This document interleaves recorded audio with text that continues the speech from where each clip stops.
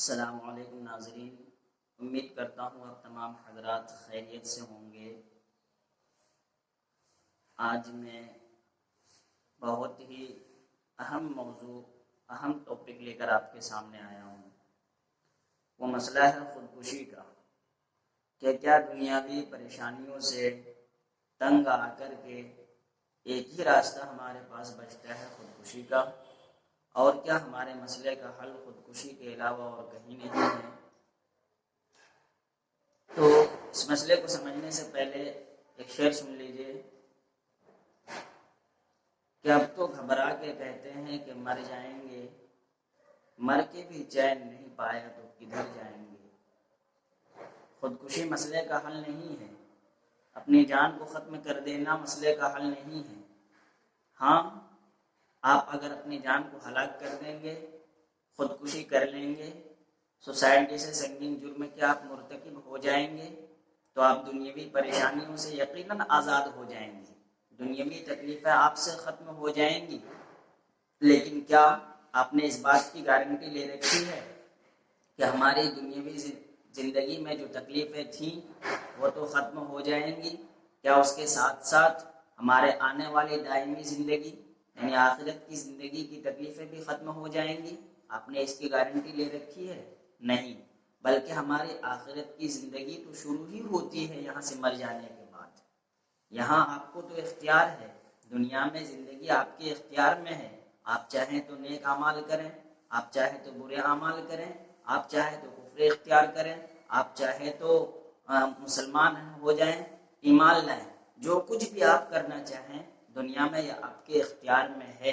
یہاں پر آپ کے ساتھ کچھ نہیں ہونا ہے، لیکن جو ہی آپ اس دنیا سے چلے جائیں گے تو وہاں پہ اللہ تبارک و تعالیٰ آپ کا حساب و کتاب کرے گا، آپ کا محاسبہ ہوگا، آپ کی جانچ پڑتال ہوگی۔ اگر آپ نے اعمال خیر کر کے اس دنیا سے گئے ہیں تو اللہ تبارک و تعالیٰ اس کے بدلے میں آپ کو جنت جیسی عظیم نعمت سے نوازے گا، اور اگر آپ دنیا میں گناہوں سے لت پت والی زندگی گزار کر جائیں گے، خودکشی کر کے جائیں گے، سوسائڈ کر کے جائیں گے، تو اللہ تبارک و تعالیٰ نے سزا کے طور پر ایسے لوگوں کے لیے جہنم کی آگ کو تیار کر رکھا ہے۔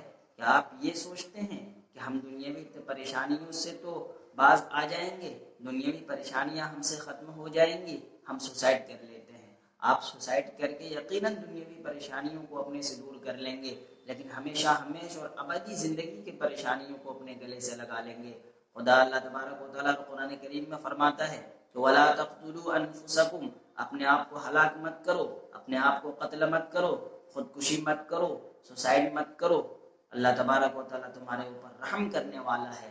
اگر تم پریشانیوں میں مبتلا ہو، تمہیں تکلیفیں پہنچتی ہیں، اگر کوئی تم کو ستاتا ہے تو اللہ تبارک و تعالیٰ تمہارے ساتھ ہے، تمہارے اوپر اللہ رحم کرے گا، اللہ تمہارا کوئی راستہ ضرور نکال دے گا۔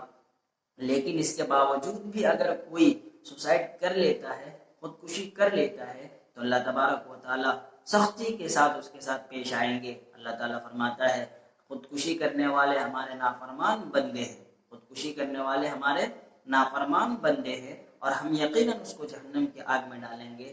تو بتائیے، کیا آپ خودکشی کر کے، سوسائڈ کر کے دنیاوی تکلیفوں کو تو اپنے آپ سے ختم کر لیں گے، لیکن کیا آخرت کی زندگی کو آپ نے بچا لیا؟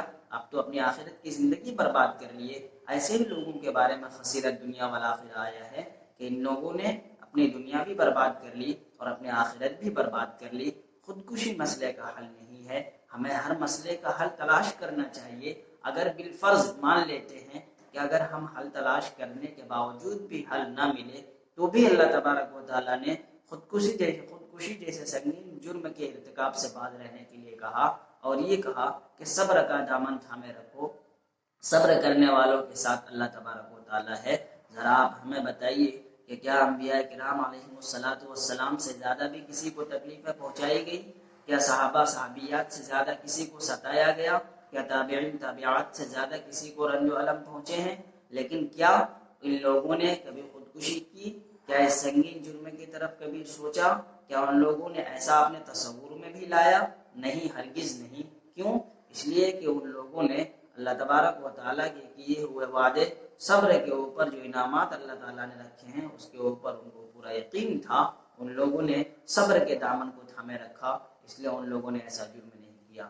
آج کل ہمارا بڑا المیہ یہ ہے کہ ہمارے پڑھے لکھے طبقے بھی سوسائڈ کے جرم کو گلے سے لگا لیتے ہیں اور خودکشی کر لیتے ہیں۔ ایسا ہرگز نہیں کرنی چاہیے۔ الحمدللہ مسلمانوں میں یہ خودکشی جیسا معاملہ بہت کم ہے، لیکن جو کچھ بھی ہے وہ بھی نہیں ہونا چاہیے، ہرگز نہیں ہونا چاہیے، کیونکہ اللہ آپ کے پاس یہ جو آپ کی جان ہے یہ خود آپ کی نہیں ہے، یہ اللہ تبارک و تعالیٰ کی طرف سے عطا کی ہوئی ایک امانت ہے، لہٰذا اس کا خیال کرنا چاہیے۔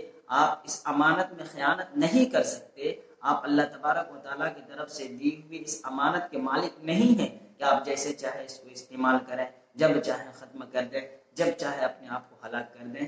ایسا ہرگز نہیں کرنا چاہیے۔ ایسا کرنے والے بندے خدا کے نافرمان بندے ہوتے ہیں، اللہ تبارک و تعالیٰ نے ان کو جہنم میں ڈالنے کا وعدہ کر رکھا ہے کہ خودکشی کرنے والوں کو ہم جہنم میں ڈالیں گے، سوسائڈ کرنے والوں کے لیے جہنم کی آگ کو ہم نے تیار کر رکھا ہے، لہٰذا ہمیں اس جرم کے ارتکاب سے بچنا چاہیے۔ دوسرا مسئلہ یہ ہے کہ کیا خودکشی کرنے والوں کے اوپر ہمیں رحم کھانا چاہیے؟